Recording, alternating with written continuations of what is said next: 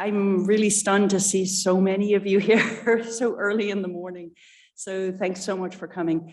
I'm Ashley Dartnell, and I'm the Global Director of Diversity, Equity, and Inclusion at BCG. And prior to that, I was actually the head of campus recruiting for BCG. And I spent many, many happy days here at LBS. I know there are some of you here from Judge and from Said and from ESA. Those are my happy hunting grounds as well. And so very, very happy to see all of you here and to welcome you this morning. So, okay, so, oh, and I see some of the people I hunted. Max is here too. Hey, Max. Okay, so this morning we are going to go through a piece of research that we did this past summer. And Kushal, who is here with me today, was the lead on this research. And it's part of a piece of research that we have done over many, many years called the Out at Work Barometer. And this particular publication focuses on the first year. And I highly recommend it. It's a great publication. Kushal has marshaled it through many, many international venues, both in print and on the news. And so it's gotten a lot of publicity, which is really what we want, because the reason we do this research is to actually try and change the world. And so that's a really important element of why BCG invests so much money in doing research, because obviously it costs a lot of time and money. So anyway, delving straight into it, let's see if this clicker works. Where should I click to? Cool. Okay, I've already covered this. So I've introduced myself, but I will introduce Kushal, although I think many of you know him here. Kushal is our Global Pride Manager, and he has just recently moved over from India and is with us in the London office. If you haven't met him, you should. He is amazing, and he has really taken our Pride organization, which was already a flagship for us at BCG, to even greater heights. And so an amazing asset for us at BCG, and just an amazing person altogether. So in terms of the Out at Work Barometer, I'm not going to go through this in a huge amount of detail, but just suffice it to say that we surveyed people across the world. We had 8,800 respondents. Of that, over 60% LGBTQ, 36% women, 8% trans, gender nonconforming. The majority of the people were between 18 and 44 and predominantly working. So a very good population to talk to about trends of being LGBTQ at work. So in terms of what we found, no surprise to any of us in the room, coming out is a challenge. First and foremost, we can come out to our friends, secondarily to our families and colleagues, and then finally to our clients. And that's exactly the pattern that we see at BCG as well. It's particularly compounded in consulting, as you can imagine, because we constantly have new clients, new people we're dealing with. So that day-to-day element of it is very, very trying. So in terms of the negative side of it, coming out is a problem for almost a quarter of the respondents. For me, the positive side of that is 75% of the people are out. And certainly for someone of my generation, that's extraordinary. And it's something that we need to continue. And so I prefer to look at this as the glass 3/4 full as opposed to the glass 1/4 empty. But for those people who don't come out, it's because people perceive that it's a disadvantage. And just to kind of describe this rainbow here to you, on the y-axis is the percentage of people, on the x-axis is the geographies. The red areas are those who believe it's a disadvantage to be out. And you can see there are still substantial groups of people who feel that it's a disadvantage to be out. And that's, in a number of different geographies that you wouldn't necessarily expect. However, again, just looking at it from the positive side, if you look at the right-hand side, there are a lot of countries where it's either neutral or positive to be out. And so I think that what we need to do is to try and move to a situation where when we show you this in a few years, there's no red at all. Anyway, that's my very small bit of the presentation. I'm going to hand you off to the expert here. Here's Kushal. Thank you.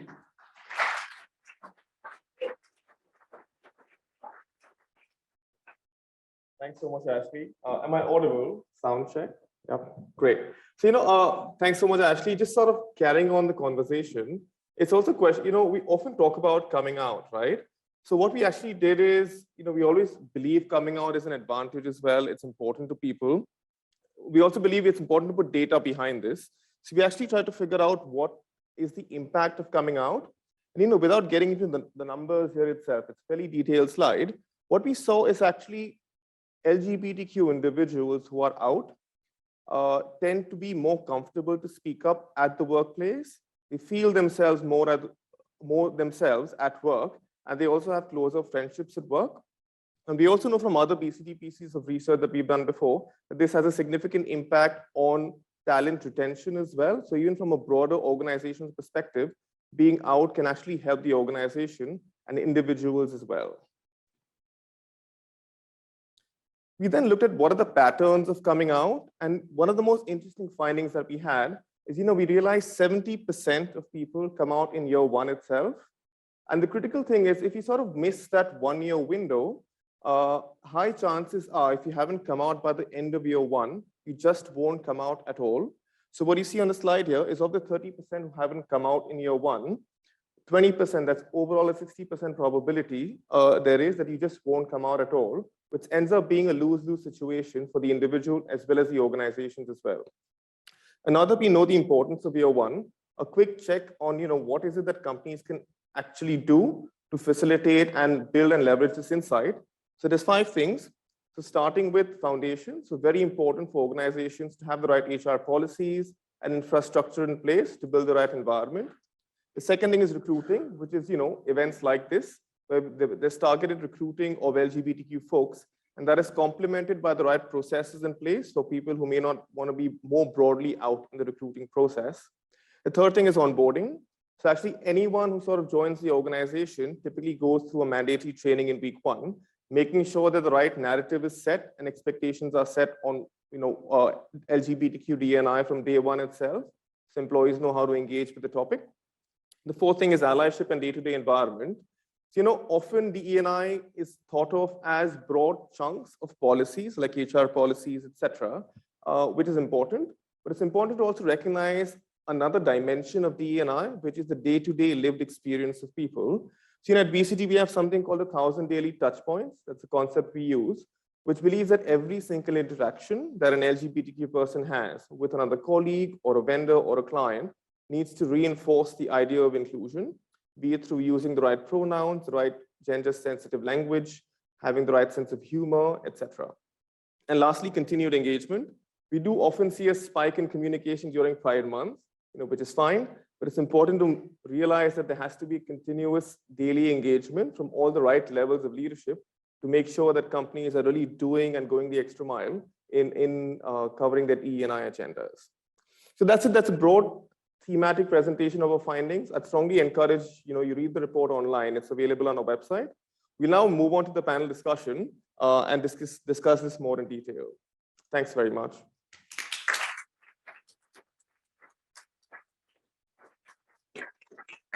Over to you, Jane. Thank you so much. Can everybody hear me okay? So good morning, everybody, and welcome to LBS on this Saturday morning. My name is Jane Gibbon. I'm the Chief People Officer here at LBS. So that means I'm, I guess, in charge of the people, something like that. My pronouns are she and her, and I am the very proud mother of a trans man. And we've been talking a lot about this weekend being Trans Day of Remembrance. And I just want to take a moment to say how much I support and see our trans community, and how personally important it is to me to support them every day.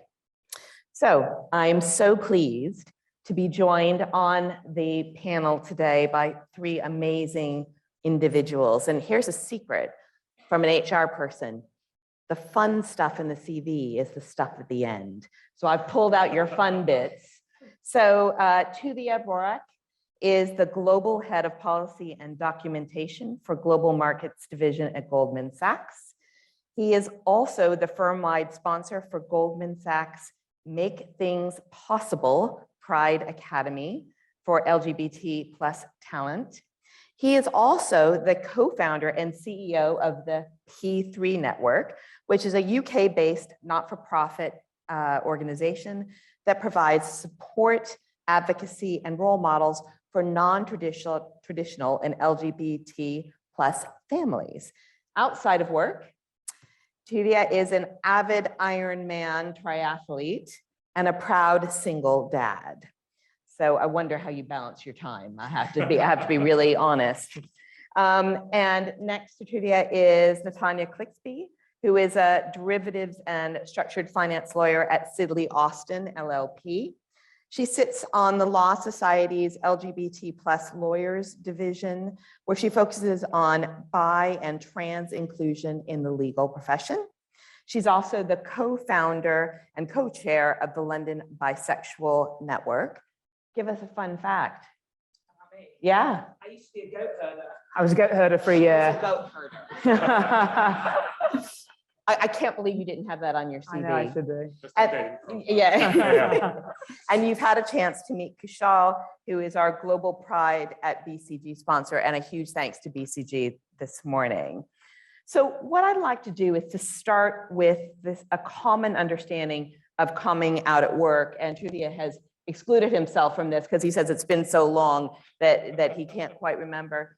So Natanya, can we start about what it means to come out at work? And we'd love to hear a little bit about your own personal story. Sure. For me, coming out at work really means bringing your whole self to work. And I know that is an idiom that you hear rolled out, but for me, it means being comfortable in the workplace, regardless of what minority characteristic you might have. And I think it's more than just LGBT+ identities. You know, I'm intersectional, so I'm bisexual, I'm Jewish, I'm a woman, I'm from a working class background. There's usually a few other ones I can roll out. And so each of us from any minority should be able to be comfortable being who we are in the workplace. And because that makes everybody more comfortable being in the workplace, you know, even if you're not from that background. So for me, coming out in the workplace is being comfortable at work. And for me, my own personal coming out journey was one that really showed the value of that to employers and to my own performance and my own mental well-being. Because there just wasn't anybody out as bi in the legal profession 7 years ago when I joined it. There was no one. You know, the statistics show that around 1% of the population conservatively should be bi. And so my firm of 500 lawyers, there should have been a few, and there was nobody. And when I spoke to my people from my law school at their firms, there was nobody. When I spoke to my friends at banks, there was no one. And so I was like, where are all the bi people? Because we exist. And so then I thought, well, maybe I can't be out at work. Maybe it's not appropriate, you know? I don't see bi role models. And so that really impacted my performance in my first year of training. I was very much middle of the pack because on top of having to try to learn how to be a lawyer, I was worried about mentioning anything to do with my personal life. I was also very conscious I was working class in an environment that was very much white, male, wealthy. And so I felt like I really, really stood out. And because of that, 100% of my focus wasn't on my work. And I was very lucky to have a mentor at the firm that I trained at, Simmons & Simmons, called David Stone, who was an out gay man. And he encouraged me to found the London Bisexual Network. He said, look, you know, there aren't role models and you're going to have to become the role model, you know, and we will put all of our support behind you as the firm to launch this network with your colleagues and your friends from other sectors.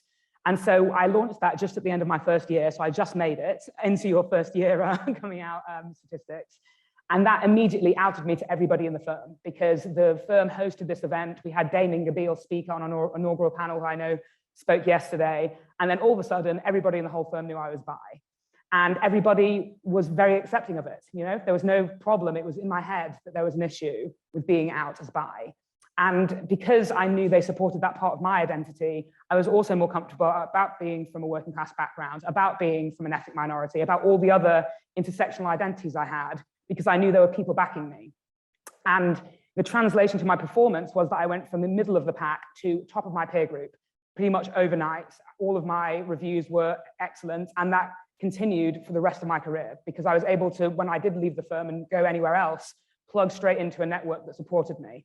And so it helped my mental well-being, it helped my work performance, and it ultimately helped the firm because I was a better employee for it. Yeah, and Kishal, I was really interested when we had some of our pre-conversations about the role the BCG played in your own journey coming out. So I think this is a really interesting aspect of it, is that it's not just creating the space, it's also helping individuals find their voice. Kishal, we'd love to hear your story as well. Yeah, absolutely. So just so you know, I mean, while I'm here on stage, I'm still not fully out. You know, there's still many circles in my social life where people don't know.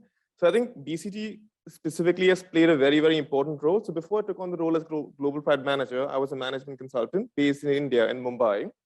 And I remember there was once a time when I was actually the only Pride member in India, which was an office of like 700, 800 people then. And we would have these annual conferences, you know, once a year somewhere, and I'd be the only one flying from India.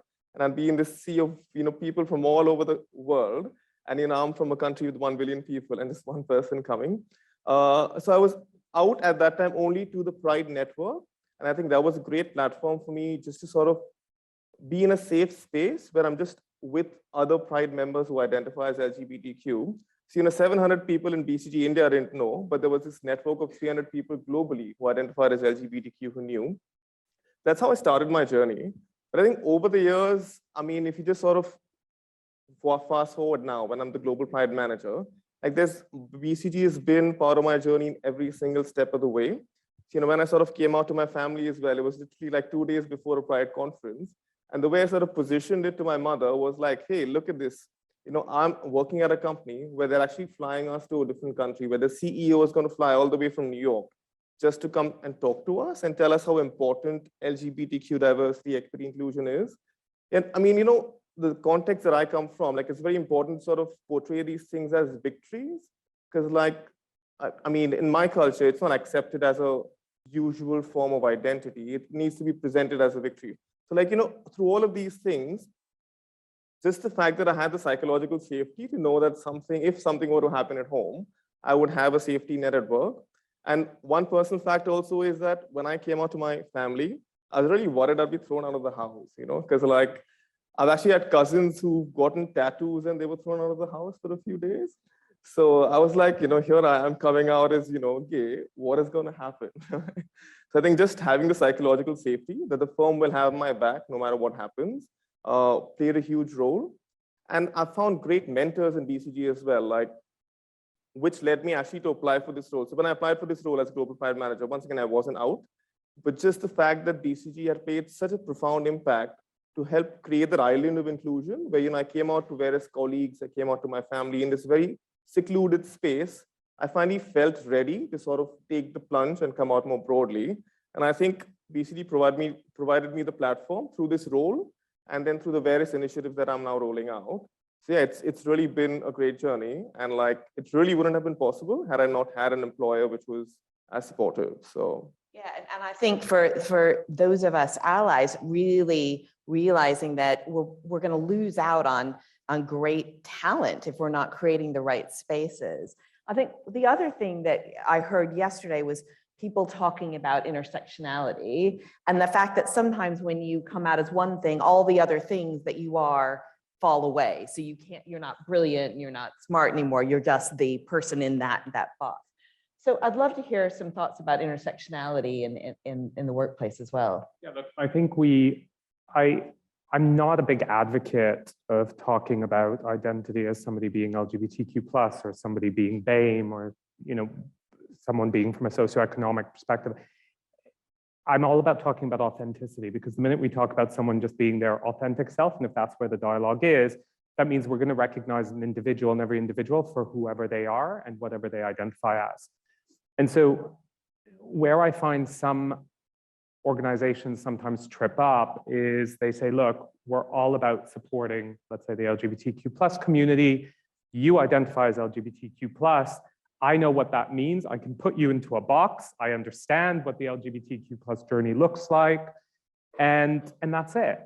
And you are then almost branded as that is your journey and that is your story and that is a one-size-fits-all model.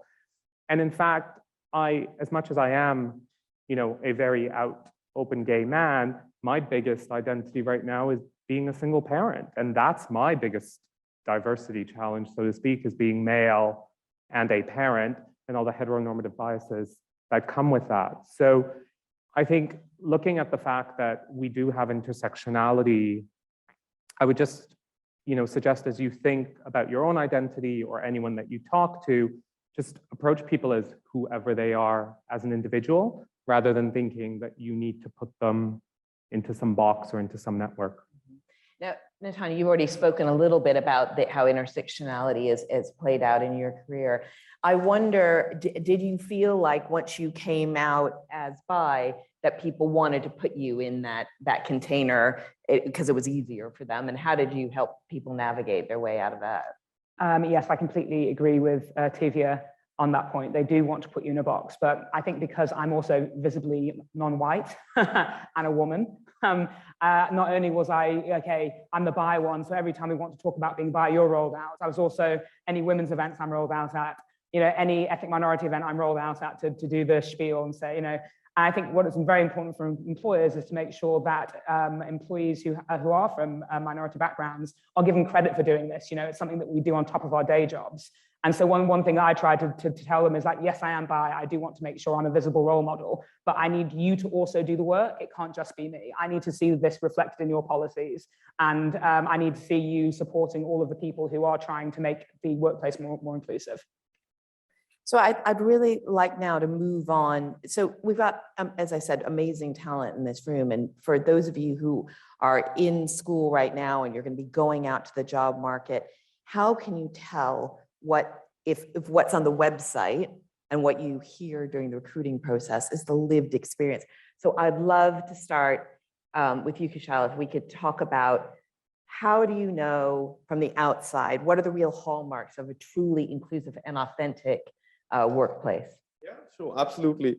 So I think, of course, our starting place is the website. And I think the way to sort of also make it real is, actually, so there's one thing that's written on the website and actually assessing the content that is on there.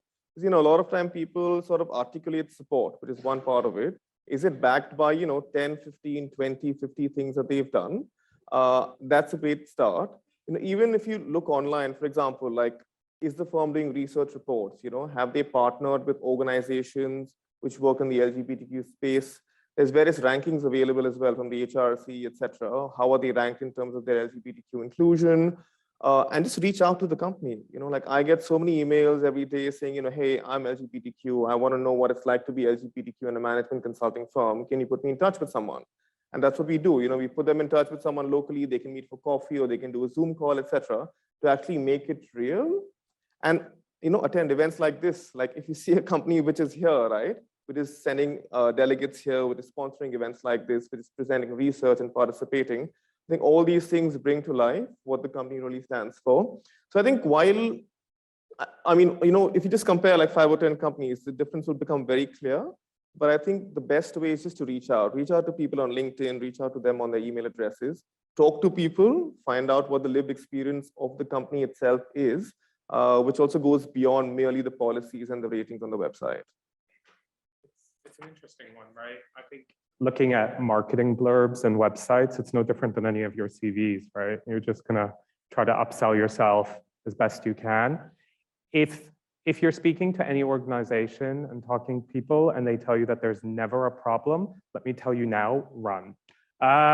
Because that's just not a reality, right? And you can have organizations that 100% stand behind it and are fully committed to the diversity agenda and to inclusion and making sure that they unlock the talent in every single one of their people. that doesn't mean you're not going to have ignorant people. And that does not mean that you're going to have some, idiots who make inappropriate comments or have microaggressions or whatever it is.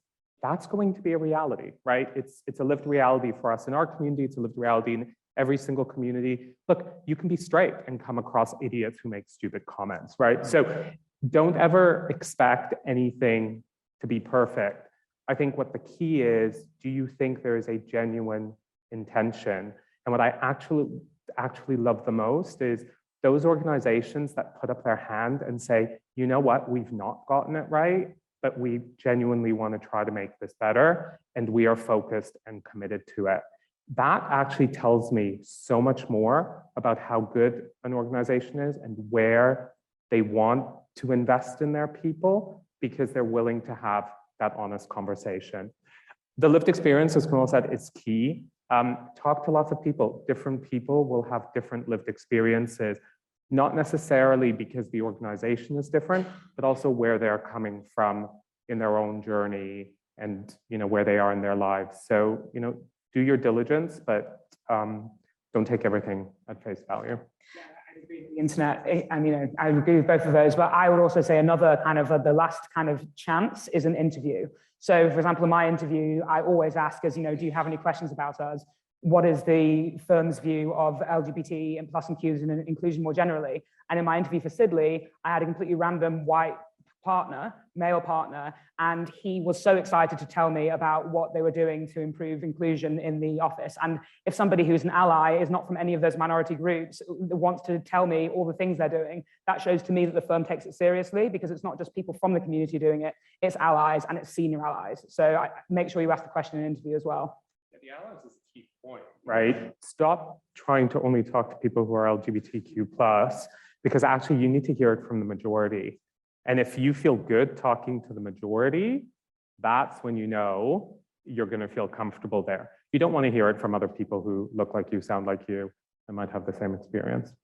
Yeah, and Natanya, I know we wanted to talk a lot, we discussed in our pre-call about demonstrating trans allyship. And so I know we wanted to kind of bring that into the discussion this morning as well. Yes, I think what I really wanted to do is just to make sure, especially during Transgender Awareness Week, that we make the point that it is, I think I've seen such an improvement for the bi community over the past 6-7 years in the legal profession, and for LGB inclusion more generally. But I think where we're still lacking and falling behind pretty much all firms and all businesses is in trans inclusion.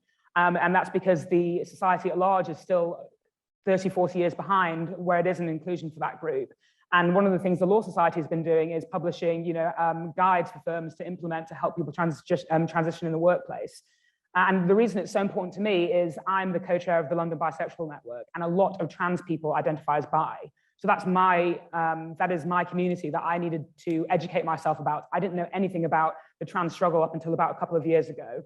So what I wanted just to say here is kind of a call to arms. Like, there's still so much that the trans community needs from allyship from all of us. And it is really on us to make sure that we're educating ourselves. And whenever we can raise trans visibility issues, do so.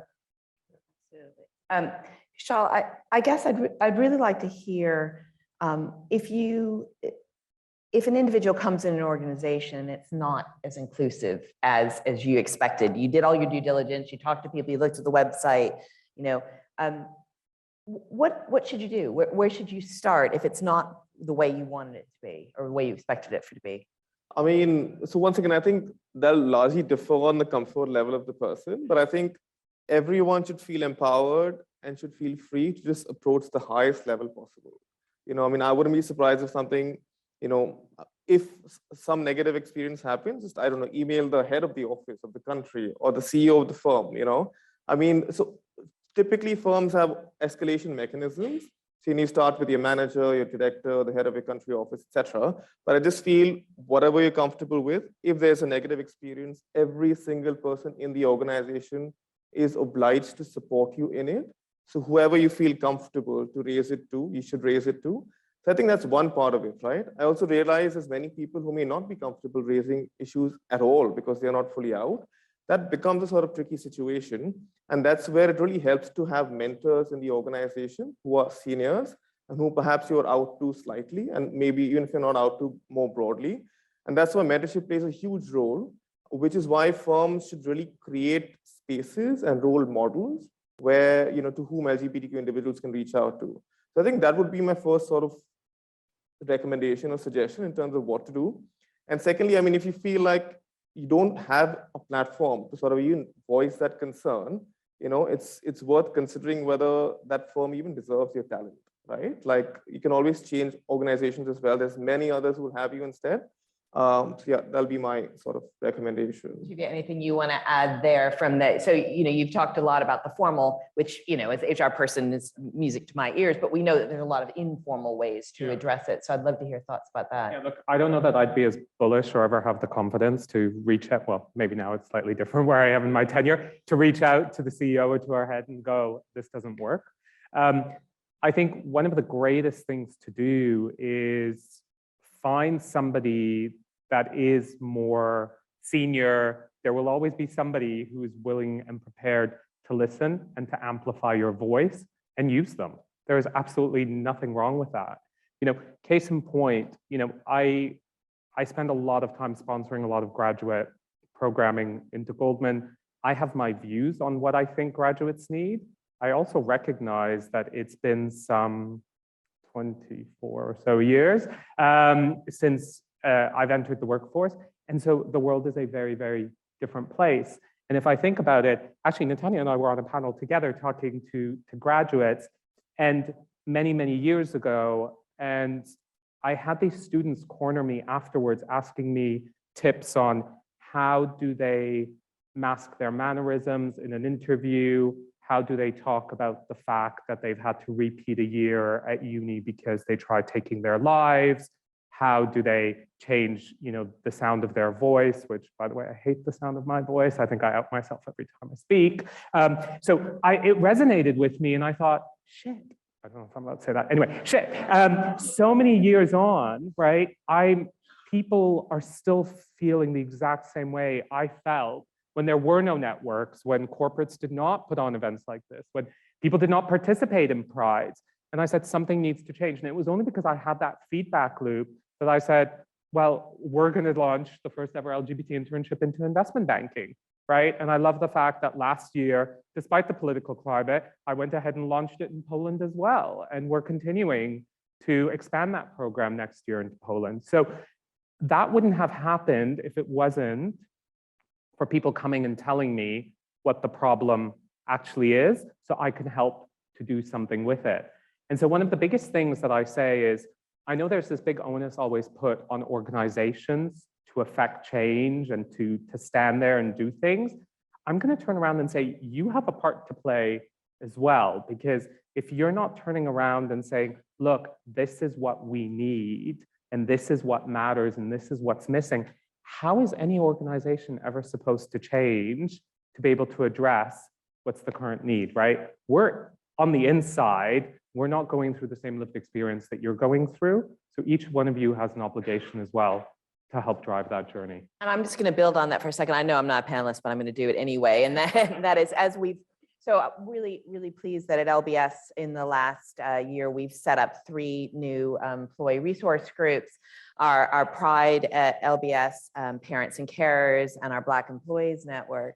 And when I've met with each one of them, my commitment to them is to amplify their voices. And that is, as an ally, I think that's the biggest thing we can do, is to be able to take the voices that haven't had the space to feel heard and to really amplify them.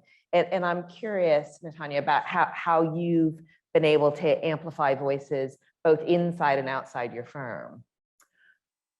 Well, I guess that for me, I like to be busy. Susan and I were discussing this earlier. So I'm very active in my internal LGBT+ and minority network affinity groups, because there's 2 reasons for that. One, because obviously it's the right thing to do and I care, but also it's really good for your personal brand development in the organization that you work at. You get great exposure to senior role models, and you get a lot of visibility in your firm. So I do that internally, which is great. And then externally, obviously, I do the London Bisexual Network, the Law Society. And my commitment to those is, I'm lucky because I was in firms that really supported me. And I know that it's not the same for everybody else. So as what you were saying, it's on us, it's on all of us. If we don't see the role models, then we need to be the role models. We can't just wait for it to be handed to us. We've got to make the change. We've got to put the work in too. So I just want to build on that a bit. So my perspective here is, while I fully agree with them as well, my perspective here also is, there's many people, like I personally feel one shouldn't feel the burden to sort of be a change agent, because it's also on the allies to effect the change. Because I know for the longest time, when I was in the closet, especially in countries as difficult as India, I mean, it's difficult enough to be out, right? On top of that, if I feel this moral obligation to help the broader community, it could get difficult. So, depending on where you are in your journey, you could be a change agent, but it's not something I would sort of say is an obligation for every person to do. It's totally fine to also expect an organization to do this, because this is a very fundamental, it's table stakes now. An organization needs to provide this. So I think, yeah, I guess it's a combination of both, depending on where you are in your journey. Yeah. I don't know if I 100% agree with you on that one, for the basis being that otherwise, what you end up sometimes getting is, despite the best will and intention, you get the top of the house coming out with these policies, which on paper should be great. But if you don't get that feedback loop from the community, because we've been talking about lived experience, to go, great policy, but actually it doesn't work in practice and this is not how I feel. If you don't get that back, then there's going to be a lot of built up animosity, right? And everyone's going to turn around and say that the organization has failed on supporting inclusion. So I think it is very, very key. Now, that doesn't mean you have to stand up and call the CEO or write, your head of country or head of region. Find somebody else, like Jane said, to help amplify. But to turn around and say that, there is no obligation on any of us to actually openly say, I need something else or I need something more, I think is an unfair onus than just on an organization. I guess maybe I was just thinking back to my own experiences from an ethnic minority perspective before Black Lives Matter. You couldn't talk about being Black at law, about underrepresentation of Black employees. I mentioned it actually where, in one of the firms I was at. I was like, there are no Black people here. I'm the only Black associate. What's going on? And they were like, there's no problem here. This is not, we don't have an LGBT, we don't have an ethnic minority issue. We've got loads of Asian people. I'm like, okay. But, this was about, 5 years ago, and I was totally shot down. So even though I was saying there was a problem, when the organization isn't ready to listen, so I just stopped talking about it. After Black Lives Matter, everybody agrees now that there's a problem of underrepresentation. So now the firms are doing something and organizations are doing something. So I guess, there's different views of looking at it. You spoke, and that's the key, right? You felt you could present it. Now, if it falls on deaf ears, then maybe that's not the organization for you, right? And if the organization is saying that they're open and that they're inclusive and they want to drive inclusion and bring out the best in all of their people, if you've said it and you find you're getting pushback on it, then maybe that's when you reassess if it's the place for you. But there you go. But don't ever be shy of your voice. I think that's the biggest thing I can say. Having been in the closet so long and having been afraid to turn around and admit who I am, even when I was sent off to Russia, I turned around and I said, I'm not going to go back in the closet. I'll do my secondment, I'll work in Russia for 2 years. But everyone needs to understand I am going to be out in the office. And it was fine. It is. So just please don't feel you have to lose your voice. Absolutely. And making sure you find your voice and using it in the volume that feels appropriate to you at that time, I think is what I'm hearing. So before I open it for Q&A, I'm sure you guys are gonna have lots of questions for this amazing panel. Quick fire round, one piece of advice for the amazing students that are in this about being out at work. As quickly as you can. I regret waiting the full year. I wish I would have did it at the beginning. I would say just be you. I think you know your journey the best. If you feel it's the right thing for you, you should do it. And there's many organizations out there who will actually support you in the journey. So look for them and try and work for them. Just, I think the power about being out is feeling that you're in an environment where you feel comfortable that you can come out if you want to come out. You don't have to be out, right? And so I think when you think about, is this the right place for me? Just think, do I feel comfortable that if I want to come out, I feel completely empowered to come out, but you don't have to. Right. Thank you all so much. So what I'd like to do, I've left a little bit of time for questions. What questions do we have from the audience? Do we have someone running mics? We've got 4 questions. Right? Oh.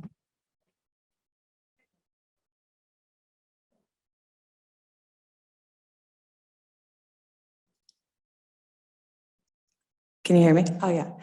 I wanted to actually ask a question about the client piece of data, the 45%, and maybe what advice you guys would give for how, internal teams can help to close that gap. Because, as allies, if we're working on a team with someone who is LGBTQ and, in a client-facing role, what is it that people and firms can do to help make that 45% a lot bigger? Yeah. So look, I think the one thing not to forget about is clients are people too, and it's about connecting with people. And actually, sometimes being out, you realize you connect better with your clients because, hey, there's someone on the client side who's LGBTQ plus as well and was afraid to possibly voice something. So that's a positive. I think one of the things that we do, and we spend a lot of time at Goldman, it's not just for the LGBTQ plus community, is I have no problem calling out, and I know it's not just me, there's a number of allies who do it, and we spend a lot of time talking about this, calling out microaggressions in client meetings as well, right? So if someone makes a comment that, it doesn't need to be LGBT, it could be making a joke about women or this and that, and I've got junior women in the room, I might turn around and go, wow, that was a little off, wasn't it? Right? You have to find a way of doing it, and it's got to be appropriate for the situation. But there's a way to kind of make a joke to make it very clear that was not okay, but you don't want it to kind of be drop mic moment and all of a sudden everything stops. The other thing is to then also make sure that I then spend time with the talent to turn around and go, that was not okay, and we will place a separate call over to the client and go, that's not what we stand for. So I think there are ways to do it. And look, there will be times when it's also, you don't need to be out in every single situation, right? And that's okay too, right? We don't all talk about our sexuality if you're not LGBT in every single client meeting. So you don't necessarily need to talk about it when you are. I think also I was working with some Middle Eastern clients, and I was really conscious that on my social media and my LinkedIn, I mentioned being bi a lot. And so I was worried that that might be problematic. And it was actually fine. The clients were very aware because they added me on LinkedIn and were liking all of my posts on it. So I think sometimes we can make more of a big deal about it in our own heads than is actually, than there is. And also, I knew that my firm, if there was anything that happened, if I got asked to be moved off the deal because of my LGBT plus status, my firm would have said absolutely not. So I knew I had the firm's backing, which made me more comfortable working with the clients, and then there was no problem anyway. Yeah. I think having the firm's backing is very important. I think just setting the expectation at the start of an engagement matters a lot. Like at BCG, when we sort of engage a new client, the first thing that we do is just level set that, we will staff diverse team, especially in difficult geographies. So I've also worked in countries where I know people, like a woman colleague of mine was actually the first woman to ever work at a client location because there was an all, men's location, right? So I think this level setting at the very start. And the second thing is creating the pipeline of role models. For example, let's say the global head of Pride, right? He's a senior partner who's selling a project. He identifies as gay. So if a gay man is selling a project, obviously, and he, sort of conveys that in some way or another, it automatically becomes understandable that, the senior most person from your company is gay, there will be a diverse team under you, right? So I think having role models is very important, especially at senior levels, so to create that pipeline to get there. And secondly, just level setting and expectation setting at the very start to say, this is our values, and we stay true to it. That can help. Fantastic. Another question. Julia, sorry, there's one right up front here, and then we'll get to the back, sorry. Thanks for everything, you guys.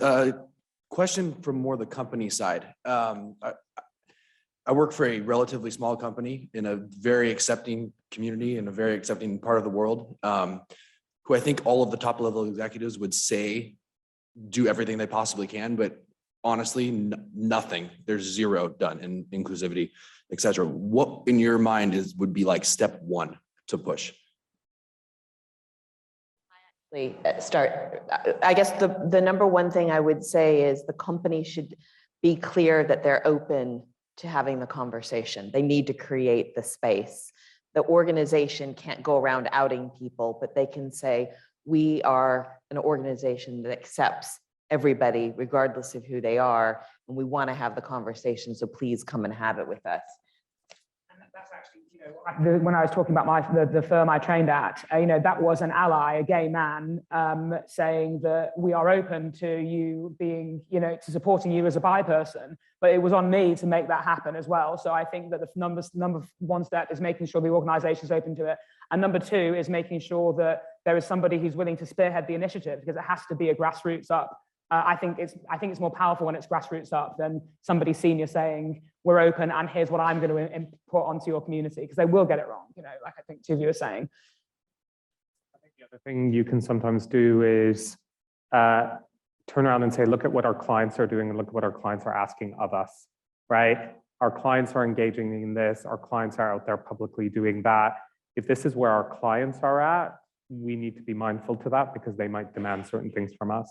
So you can present it that way, and then you can look at partnership opportunities, right? A lot of the big organizations who do things are very, very happy to help mentor and coach, especially smaller organizations.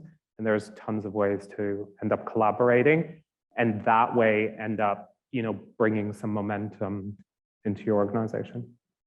Maybe just the last idea on that is just having a plan with a timeline. So, I mean, even if you go, I think assigning ownership is very important. Otherwise, it tends to fall through the crack. So, I mean, either someone senior or someone relatively junior, or, in the middle management, just making sure that, by next year, this is what we'd like to do. Just to make sure that someone is held accountable for it in 6 months' time or 12 months' time. And that can be anything, right? HR policies, having sensitization sessions, whatever. But just assigning ownership is very important. And hence having a sponsor, preferably someone senior who can actually be held accountable for it. Even if the work is being driven by someone junior, having that partnership is important. So it's actually time bound and it's action oriented. Another question? Do you have any advice for creating active LGBTQ resource networks within your company and avoiding it from becoming just a quarterly newsletter and a spot on the website? Unfortunately, it often can become that, but it's just about having key individuals who are really willing to push it forward. There's no substitute for having people who are engaged and want to make something happen. So if that ends up being you, then it's you. But I think that's the key. Yeah, I think it's incumbent on the community to help drive it within the organization. And it's one of those, if it doesn't matter to the community to put in the time, then how can you turn around and expect the company to engage with it? Yeah, so one of the things that I think is important from the company side is to create rights and obligations on both sides. So contracting upfront, what is it that the network wants from the organization, and what is it that the organization will give to the network? Because many, many years ago, there was a perception that the networks were just, we're going off to the bar, we're going to have a moan about how challenging things are. And having a safe space is really important, but also understanding that there's a mutuality in that, in those networks, I think is really important. And yeah, maybe one last thing that I'll add is it's also important to recognize, to have a value lens on what is the network bringing to the members, because often ERTs tend to become, let's meet up over a drink and have a chat and have dinner. But like there's many other things that a network can do. So actually finding out what is it LGBTQ employees want. For example, we have something called the value proposition of Private BCG, which has stuff like affinity is just one part of it. There's professional development. So we have a mentorship program that runs. There's societal impact. So there's opportunities to engage externally. Right? So I think just expanding the fold or the art of the possible to go beyond just connecting with people and to satisfy sort of other need and address other needs that LGBTQ members have, that can also drive engagement. But yeah, from the organizational side, I completely agree with you. It has to be driven by someone. So yeah, that needs to be in place as well. One thing though, so lawyers are all about billable hours. It's very important to us, and so they've linked some of the affinity group work with a certain billable hour bonus. So you only get your top bonus if you've done 100 hours of CSR work or D&I work. So that was an incentive, a pay incentive to get people wanting to be involved in the networks more. I think we have time for one more question if we have one more. Hi, good morning, panelists, and thanks for your insights. And Kushal, for the BCG study that you shared. I'm actually familiar with that study, and I'm the Pride President for University of Cambridge Judge Business School, where we shared that study recently, why it was important for people to actually come out in the first year. The study actually left me questioning one aspect. The first year, the first 12 months, I call it the honeymoon phase with any company, where you're building relationships and trying to get to know the people. But as soon as you come out, say after 3 months or 6 months, people's attitudes towards you are bound to change. And that could negatively impact the person who has decided to come out. How do we circumvent that issue? Do we tackle it head on, or we totally avoid it? Because if it's going to have a negative impact, it's going to kind of question that person's perspective on, should I have come out or not? You know, what's the right thing to do? And then it could have indirectly impacted that person's career journey in that company. Something that I could not get clarification on through that study. So could you please expand upon this thing? The question is, if I come out and it has negative consequences, why should I come out, right? So that's a very good question. And I think that's, once again, like we mentioned, so while the study gives out the trends of coming out, it's by no means that we're saying come out right now, right? It also depends on the environment of the company. So firstly, it's very important to recognize that there can be negative consequences in certain contexts, and that's the level setting or the expectation setting that you need to have about how friendly is the organization and how inclusive it is. If it is an organization which is out and out anti-LGBT, or you feel, even if it's not out and out anti-LGBT, if you feel there will be negative consequences, I mean, before coming out, it's really important to have, you know, the right mentors, the right coaches, the right support in the organization before you do it. If you feel you don't have that support, clearly coming out is not an overnight decision, right? You need to, there has to be a typical runway as well. So like making sure you have the right support, making sure somebody will have your back in the firm, you know, if something negative were to happen. That can be either someone in the local office or someone more broadly, globally, but it is extremely important to have that support, right? Because I fully agree with you. If you come out and if you don't have that support and the organizational DNA is such that it's not going to support you, then I mean, coming out definitely will be negatively impacting your career, and you may, you know, consider choosing a different organization, which is why it's very important firstly to work for the right company and understand their values. Secondly, even if you don't get that lens correctly while applying, you need to have these checks in place. It's totally fine if you realize that if I come out, this will negatively impact my career, and think about a longer term thing about how do I change this, right? Can I create some allies in the organization who will have my back? Because I mean, I tend to believe every organization will have some people like that. And if that is also not possible, just considering whether that is the right company for you is what I'd say. Remember, I think we always talk about what are the negative consequences in a work context of coming out, and could there be some? And I'm not denying that sometimes there may be. What I think we all forget to sometimes talk about is what are the negative consequences to yourself for not coming out, right?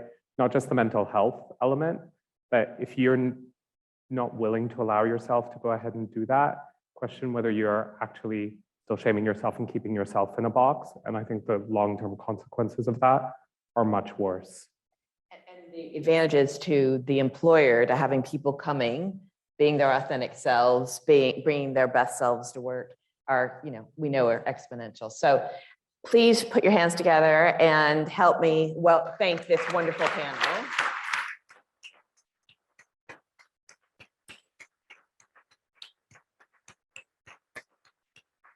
Thank you, thank you, thank you. Thank you, Jane. Thank you, Tuvia. Thank you, Natanya. Thank you, Kushal. And thank you, Ashley. That was amazing. I'm sure we'll all agree. I think we've got some takeaways there, and hopefully we can take it forward with us wherever we end up. So thank you so much. I'll let you go while I stall. Speak. So what I found fascinating being part of the Out in Business Club at LBS is I get to speak a lot to admits, So admits being students who have applied and they've been offered a position, but they haven't necessarily become students yet, right? And we get quite a lot of interest in the club, and people are asking, how can I get involved? I want to be in the executive committee next year. I want to help run events, etc. And one person said, do I have to be out? Like, is it okay if I'm not out, but I'm still part of the club? And that really struck a chord, right? Because this person is struggling to live their authentic selves with themselves. And one of the slides that Ashley shared, where the bars with like coming out to your friends first, then your family, then et cetera, right? And it goes downwards. I think actually coming out to yourself is the first step. And I imagine, I can see many nods around the room. Like, I think openly being able to talk about that amongst our friends, amongst our peers, it really helps within the community to understand each other a lot better, but also for allies to understand truly what the struggle still is, and the battles that we still face. So do share your story if you feel brave enough. One of the events that we run at LBS every October, Ishita, our head of Allies and Inclusion, is right here, is Coming Out Week. And students from different programs will share with their class their own coming out story. And I know Maggie over here, one of our allies. So I told my coming out story in one of our diversity classes. And I can tell you that you don't know whose heart and mind you might change. So if you feel brave to share, do. Whether that's in work, whether that's friends, whoever it might be. But of course, allies, we look to you to do the work, please. We cannot be the ones educating you. We do need you to educate yourselves. Come at us with questions by all means. And we don't know all the answers. Like, everything is very much subjective.